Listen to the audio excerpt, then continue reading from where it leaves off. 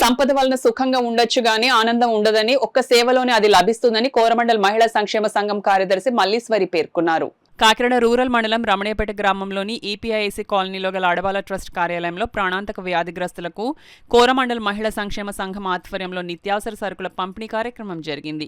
ఈ సందర్భంగా సంఘం కార్యదర్శి మల్లీశ్వరి మాట్లాడుతూ తమ సంఘ అధ్యక్షురాలు వెంకట దుర్గావతి సూచన మేరకు ప్రతి నెల ప్రాణాంతక వ్యాధిగ్రస్తులకు నిత్యావసర సరుకులు సమకూరుస్తున్నామన్నారు. ఈ కార్యక్రమంలో చింతపల్లి సుబ్బారావు, శ్రీదేవి, పద్మ, అడబాల రత్నప్రసాద్, రాజా, ప్రసాద్ నాయుడు, శ్రీ నగేష్, బుద్ధరాజు, సత్యనారాయణరాజు తదితరులు పాల్గొన్నారు. లేడీస్ వెల్ఫేర్ అసోసియేషన్ నుంచి వచ్చాము. రత్నప్రసాద్ సారే ఆడబాల రత్నప్రసాద్ సార్ ట్రస్ట్ ఆధ్వర్యంలో మా మేడం దుర్గా మేడం సలహా మేరకు గత 7 సంవత్సరాల నుంచి దీర్ఘకాలిక వ్యాధితో బాధపడుతున్న వాళ్ళకి నిత్యావసర సరుకులు ఇవ్వడం జరుగుతుంది. అంటే మనకి చేతనైనంత హెల్ప్ ఎదుటి వాళ్ళకి సహాయం చేస్తే ఆ హ్యాపీనెస్ చాలా బాగుంటుంది అనిపిస్తుంది.